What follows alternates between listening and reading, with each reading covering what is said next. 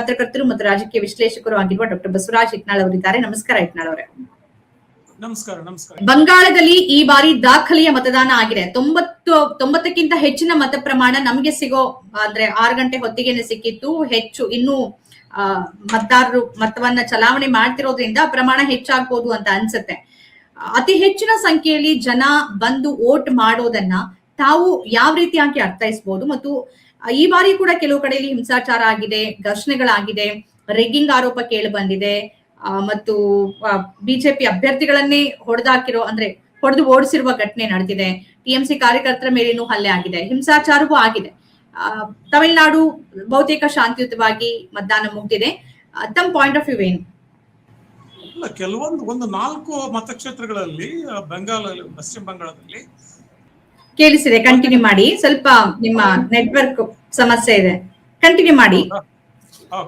ಏನಿಲ್ಲ, ಒಂದು 4 ಬಂಗಾಳದ ಕ್ಷೇತ್ರಗಳಲ್ಲಿ ಎಷ್ಟಂದ್ರೆ 95ಕ್ಕಿಂತ ಜಾಸ್ತಿ ಇದೆ ವೋಟರ್ ಟರ್ನ್ಔಟ್, ಮೋರ್ ದನ್ 95%. ಅದು ಸ್ವಲ್ಪ ಏನಾಗುತ್ತೆ ಅಂದ್ರೆ ಯಾವುದೇ ಒಂದು ಸಡನ್ ಸ್ಪೈಕ್ ಇದೆಯಲ್ಲ, ಸಡನ್ ಆಗಿ ಇಷ್ಟು ಹೆಚ್ಚಿನ ಪ್ರಮಾಣದ ಮತದಾನ ಆಗೋದನ್ನ ಸ್ವಲ್ಪ ಸೂಕ್ಷ್ಮ ಗಮನಿಸಬೇಕಾಗ್ತದೆ. ಕೆಲವು ಮಾಧ್ಯಮಗಳು ಅದನ್ನ ಮತದಾರನ ಗೆಲುವು ಅಂತ ಸಂಭ್ರಮಿಸಿದಾಗ್ಲಿ ಅಥವಾ ಸರಾಸಗಟಾಗಿ ಅದನ್ನ ಗುಮಾಣಿ ನೋಡೋದಾಗ್ಲಿ ಅಲ್ಲ. This has to be examined very carefully. ಒಂದು ಕಾರಣ ಏನಂದ್ರೆ ಈಗ SIR ಕಾರಣದಿಂದಾಗಿ ಹೆಚ್ಚುವರಿ ಮತದಾರರ ಸೋ ಕಾಲ್ಡ್ ಅದು ಕೂಡ ಒಂದು ವಿವಾದಾಸ್ಪದ ವಿಚಾರಣೆ. ಹೆಚ್ಚುವರಿ ಮತದಾರ ಅಂದುಕೊಂಡು ಸುಮಾರು 90 ಲಕ್ಷ ಮತದಾರನ ತೆಗೆದು ಹಾಕಿದ್ದಾರೆ. ಹೀಗಾಗಿ ಡಿನಾಮಿನೇಟರ್ ಕಡಿಮೆ ಆಗುತ್ತೆ. ಹೀಗಾಗಿ ಅದು ಹೆಚ್ಚಿನ ಪ್ರಮಾಣದಲ್ಲಿ ಕಂಡು ಬಂತು. ಏನು ಒಟ್ಟಾರೆಯಾಗಿ ಇದು ಇವತ್ತು ರಾತ್ರಿ ಏನೋ ರಿಪೋರ್ಟ್ ಬರ್ತದೆ ಚುನಾವಣೆ ಆಯೋಗದಿಂದ, ನಾಳೆ ಇದರ ಸ್ಪಷ್ಟ ಚಿತ್ರಣ ಸಿಗ್ತದೆ. ಆದ್ರೆ ಈ ಹೆಚ್ಚುವರಿ ಮತದಾರ ಆಗಿದ್ದರಿಂದ ಯಾರಿಗೆ ಲಾಭ ಆಗತ್ತೆ? ಅದು TMCಗೆ ಲಾಭ ಆಗುತ್ತೋ, ಬಿಜೆಪಿಗೆ ಲಾಭ ಆಗುತ್ತೋ, ಅಥವಾ ಒಂದು ವಿಚಿತ್ರ ಕಾರಣಗಳಿಂದ ಕಾಂಗ್ರೆಸ್ಗೆ ಲಾಭ ಆಗುತ್ತೋ? ಯಾಕಂದ್ರೆ ಈಗ ಬಿಜೆಪಿಗೂ ಸ್ಪಷ್ಟ ಬಹುಮತ ಬರೋದು ಸಾಧ್ಯ ಇಲ್ಲ. ಅಲ್ಲಿ 100 ಸ್ವಲ್ಪ ಬಂದ್ರೆ ಅಷ್ಟೇ.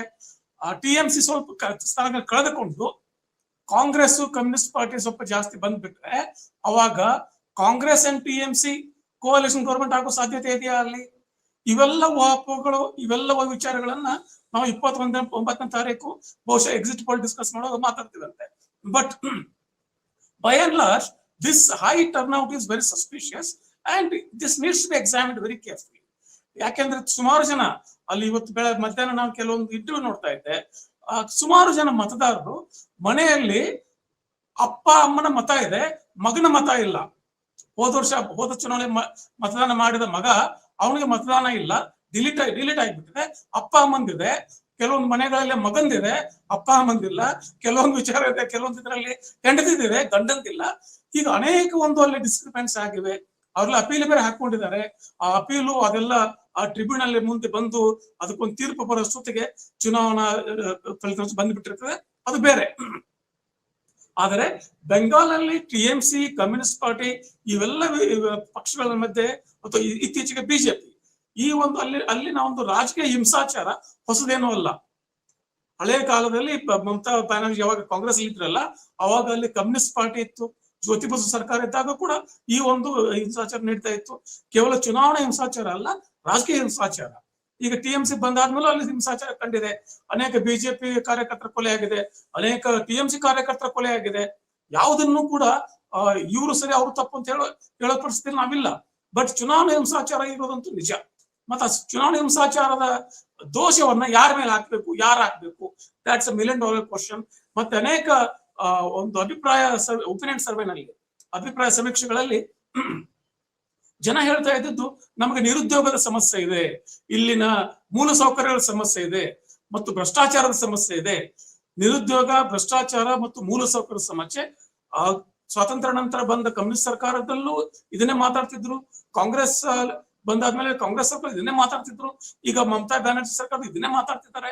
ಏನಾಗುತ್ತೆ ಅಂದ್ರೆ ಒಂದು ಹಂತದ ನಂತರ, ಸುಮಾರು 10 ವರ್ಷ 15 ಸರ್ಕಾರ ಮಾಡಿದ ನಂತರ ಮತದಾರನಿಗೆ ಒಂದು ಮತದ ಆಂಟಿ ಇನ್ಕಂಬನ್ಸ್ ಜೊತೆಗೆ ಒಂದು ರೀತಿಯ ವೋಟರ್ ಫೇಟಿಕ್ ಅಂತೀವಲ್ಲ, ಒಂದು ರೀತಿ ಏಕತಾನಕತೆ ಕಾಡೋಕ್ ಶುರು ಆಗುತ್ತೆ. ಆಮೇಲೆ ಎಲ್ಲ ಸಮಸ್ಯೆಗಳು ಇವರಿಂದಾಗಿಯೇ ಬಂದಿತ್ತು ಅನ್ಸಕ್ ಶುರು ಆಗುತ್ತೆ. ಮತ್ತೆ ಯಾವ ಸಮಸ್ಯೆ ಬಗೆಹರಿತಿದೆ ಅಂತ ಹೊಸ ಸರ್ಕಾರ ತಂದಿರ್ತೇವೆ, ಆ ಸಮಸ್ಯೆ ಹಂಗೆ ಇರುವಾಗ ಹೊಸ ಸರ್ಕಾರಗಳ ಮೇಲೆ ದೋಷಾರೋಪಣೆ ಮಾಡೋದು ಬಹಳ ಸಹಜ ಮತ್ತು ನ್ಯಾಯಯುತ ಮಾತ್ರ.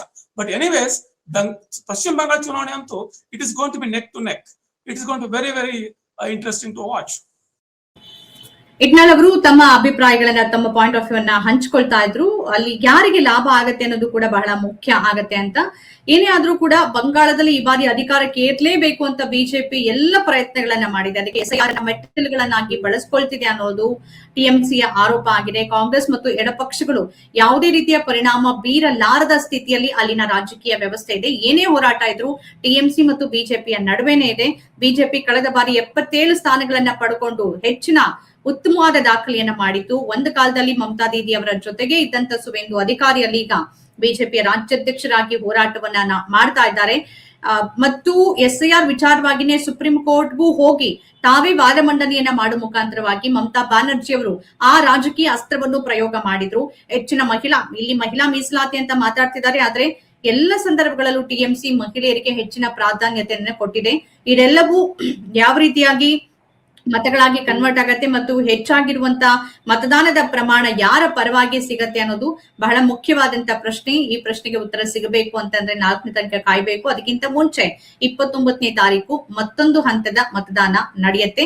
ಒಟ್ಟು 294 ವಿಧಾನಸಭಾ ಕ್ಷೇತ್ರಗಳಲ್ಲಿ ಇವತ್ತು ಮತದಾನ ನಡೆದಿರೋದು ಕೇವಲ 152 ಸ್ಥಾನಗಳಿಗೆ. ಉಳಿದ ಸ್ಥಾನಗಳಿಗೆ 29ನೇ ತಾರೀಕು ಮತದಾನ ನಡೆಯುತ್ತೆ. ಆದ್ರೆ ಜನ ಅಂತೂ ಈ ಬೇಸಿಗೆಯಲ್ಲಿ, ಶಕೆಯಲ್ಲಿ ತಮ್ಮ ಹಕ್ಕನ್ನ ಚಲಾಯಿಸೋದಕ್ಕೆ ಅತಿ ಹೆಚ್ಚಿನ ಸಂಖ್ಯೆಯಲ್ಲಿನೇ ಬಂದಿದ್ದಾರೆ. ಇಟ್ನಾಳ್ ಅವರೇ, ಈ ವಿಚಾರದಲ್ಲಿ ಏನಾದ್ರೂ ತಮಿಳುನಾಡು ವಿಚಾರಕ್ಕೆ ಬಂದ್ರೆ ಸಂಕ್ಷಿಪ್ತವಾಗಿ ಏನ್ ಹೇಳ್ಬೋದು? ತಮಿಳುನಾಡಿನಲ್ಲಿ ವಿಜಯ್ ಫ್ಯಾಕ್ಟರ್ ಇದೆ, ಅಲ್ಲೂ ಕೂಡ ಮತ ಪ್ರಮಾಣ ನಮ್ಗೆ ಬಂದಿರೋ ಅಂತಿಮವಾಗಿ ಸಿಕ್ಕಿರೋ ಮಾಹಿತಿ 84%. ಅದು ಕೂಡ 90ರ ಹತ್ತತ್ರ ಹೋಗ್ಬೋದು ಅಂತ ಅನ್ಸುತ್ತೆ. ಈ ಸಂದರ್ಭದಲ್ಲಿ ಜನ ಹೆಚ್ಚಿನ ಸಂಖ್ಯೆಯಲ್ಲಿ ಬಂದು ತಮ್ಮ ಹಕ್ಕನ್ನು ಚಲಾಯಿಸಿರೋದು ನಿಜಕ್ಕೂ ಪ್ರಜಾಪ್ರಭುತ್ವ ವ್ಯವಸ್ಥೆಯಲ್ಲಿ ಬಹಳ ಉತ್ತಮವಾದ ಬೆಳವಣಿಗೆ. ನಡುವೆ ತ್ರಿಕೋನ ಸ್ಪರ್ಧೆ ಏರ್ಪಡಬಹುದಾ? ಏನ್ ಅನ್ಸುತ್ತೆ ತಮ್ಗೆ? ಪಶ್ಚಿಮ ಬಂಗಾಳ ಮತ್ತು ತಮಿಳುನಾಡು ಎರಡೂ ರಾಜ್ಯಗಳಲ್ಲಿ ಇತ್ತೀಚೆಗೆ ಒಂದು ಪ್ರಕ್ರಿಯೆ ನಡೀತಲ್ಲ, ಈ ಡಿಲಿಮಿಟೇಷನ್ ಮತ್ತು ಮಹಿಳಾ ಮಸೂದೆ ಒಂದು ಏನಂತಾರೆ ಅದಕ್ಕೆ, ಆ ಒಂದು ನೆಪದಲ್ಲಿ ಡಿಲಿಮಿಟೇಷನ್ ಕೂಡ ಪುಷ್ ಮಾಡೋ ಪ್ರಯತ್ನ ನಡೀತಲ್ಲ, ಅವಾಗ ಪಶ್ಚಿಮ ಬಂಗಾಳದಲ್ಲಿ ಮಮತಾ ಬ್ಯಾನರ್ಜಿ ಮತ್ತು ತಮಿಳುನಾಡಲ್ಲಿ MK ಸ್ಟಾಲಿನ್ ಇಬ್ಬರು ರಾಜಕಾರಣಿಗಳು ಇದು ಸ್ಟೇಟ್ ವರ್ಸಸ್ ಸೆಂಟರ್ ಅನ್ನೋ ರೀತಿಯ ನೆರೇಟಿವ್ ಬಹಳ ಸಮರ್ಥವಾಗಿ ಕಟ್ಟಿದ್ರು. ಮತ್ತೆ ನ್ಯಾಯ ಅದು ಸಮರ್ಥನೀಯ ಆಗಿತ್ತು ಕೂಡ. ಹೀಗಿರುವಾಗ ಎಸ್ಪೆಷಲಿ ಸ್ಟಾಲಿನ್ ತಮಿಳುನಾಡು ದಿಲ್ಲಿಯನ್ನ ಸೋಲಿಸಿದೆ ಅನ್ನೋ ಒಂದು ಮಟ್ಟದಲ್ಲಿ ಒಂದು ನೆರೇಟಿವ್ ಮಾಡಿದ್ರಲ್ಲ, ಅದು ಎಲ್ಲೋ ಒಂದ್ ಕಡೆ ಈ ದ್ರಾವಿಡನ್ ಕಲ್ಚರ್ ಅದ್ರ ಜೊತೆಲಿ ತಮಿಳ್ ಐಡೆಂಟಿಟಿ ಜೊತೆಲಿ ತಳುಕು ಹಾಕೊಂಡು ಆ ಒಂದು ವಿಚಾರಕ್ಕೋಸ್ಕರ ಹೆಚ್ಚಿನ ಟರ್ನ್ಔಟ್ ಆಗಿರೋ ಸಾಧ್ಯತೆನೂ ಕೂಡ ಇದೆ. ಯಾಕಂದ್ರೆ ತಮಿಳು ಮತದಾರ ತಮಿಳ್ ಒಂದು ಸಂಸ್ಕೃತಿಯ ಬಗ್ಗೆ, ದ್ರಾವಿಡ ಸಂಸ್ಕೃತಿ ಬಗ್ಗೆ ಬಹಳ ಅಭಿಮಾನದಲ್ಲಿ ವೋಟ್ ಹಾಕ್ತಾನೆ. ಆಗಿರುವಾಗ ಅದ್ರ ಜೊತೆಗೇನೆ ಏನಾಗಿದೆ, AIDMK ಈಗ ಅಷ್ಟು ಸಮರ್ಥವಾದ ಒಂದು ಚಾಲೆಂಜರ್ ಆಗಿ ಉಳಿದಿಲ್ಲ. ಅದಕ್ಕೆ DMKಗೆ ಪರ್ಯಾಯವಾಗಿ AIDMK ಆಗಿ ಉಳಿದಿಲ್ಲ. ಈಗ AIDMK ಯಾರು ಸ್ಟಾಲಿನ್ಗೆ ಪರ್ಯಾಯವಾಗಿ ಜಯಲಲಿತಾ ಮಟ್ಟದಲ್ಲಿ ಒಂದು ಸವಾಲನ್ನು ಒಡ್ಡಬಲ್ಲಂತ ನಾಯಕರು ಯಾರಿದ್ದಾರೆ? ಎಡುಪಡಿ EPS ಆಗೋದಿಲ್ಲ. ಆಮೇಲೆ ವಿಜಯ್ ಬಗ್ಗೆ ಮಾತಾಡೋದಾದ್ರೆ, ವಿಜಯ್ ಮತ್ತು ಅನೇಕ ನೀವು ಹೇಳಿದ್ರಲ್ಲ ಆಗ್ಲೇನೆ, ತಮಿಳು ರಾಜಕಾರಣದಲ್ಲಿ ಸಿನಿಮಾ ಮತ್ತು ಸಿನಿಮಾ ರಂಗದ ಪಾತ್ರ ಮತ್ತು ಅಲ್ಲಿನ ನಾಯಕ ನಟರುಗಳು, ಸ್ಟಾರ್ಗಳು ಯಾವ ಕಾಲದಿಂದಲೂ ಕೂಡ ಅಲ್ಲಿ ದೊಡ್ಡ ಒಂದು ಪರಿಣಾಮಕಾರಿ ನಾಯಕತ್ವ ಕೊಟ್ಟಿದ್ದಾರೆ. ಅದಕ್ಕೆ 2 ಕಾರಣ ಇದೆ. ಒಂದು, ಕರುಣಾನಿಧಿ ಮತ್ತೆ ಪೆರಿಯಾರ್ ಕಾಲದಿಂದ ಹಿಡಿದು ಅಣ್ಣಾದೊರೈ ಕಾಲದಿಂದ ಕೂಡ ಆ ಇಡೀ ಒಂದು ದ್ರಾವಿಡ ಒಂದು ಅಸ್ಮಿತೆಯನ್ನ ಅವರು ಸಂಸ್ಕೃತಿ ಮತ್ತು ಸಾಹಿತ್ಯ ಮತ್ತು ಕಲೆ ಇವುಗಳ ಮೂಲಕನೇ ಕಟ್ಟಿದ್ರು. ಅಲ್ಲಿ ಸಿನಿಮಾ ನಾಯಕರು ರಾಜಕಾರಣಕ್ಕೆ ಬರೋದು ಆಗ್ಲಿ, ಅದು ಆಮೇಲೆ ಮುಂಚಿತವಾಗಿನೇ ಸಿನಿಮಾ ಮತ್ತು ಕಲೆ ಮತ್ತು ಸಾಹಿತ್ಯ ಮತ್ತು ಸಂಸ್ಕೃತಿ ಎಲ್ಲವನ್ನು ಕೂಡ ಅವರು ತಮ್ಮ ರಾಜಕೀಯ ಒಂದು ನಿಲುವಿಗೋಸ್ಕರನೇ ಬರೀತಿದ್ರು ಸಿನಿಮಾದಲ್ಲಿ. ಇದೇ ಕರುಣಾನಿಧಿ ಒಂದು 50 ಸಿನಿಮಾ ಬರೆದಿರಬಹುದು ತಮಿಳು ಮತ್ತು ದ್ರಾವಿಡ ವಿಚಾರದ ಬಗ್ಗೆ. ಹಾಗಿರುವಾಗ ಆ ರೀತಿಯ ಸಿನಿಮಾಗಳ ಮೂಲಕ ಬಂದಂತ ನಾಯಕ, ಬಡವರ ಬಂಧುವಾಗಿ ಬೆಳೆದಂತ ಒಬ್ಬ ನಾಯಕ MGR ತರದ ನಾಯಕ.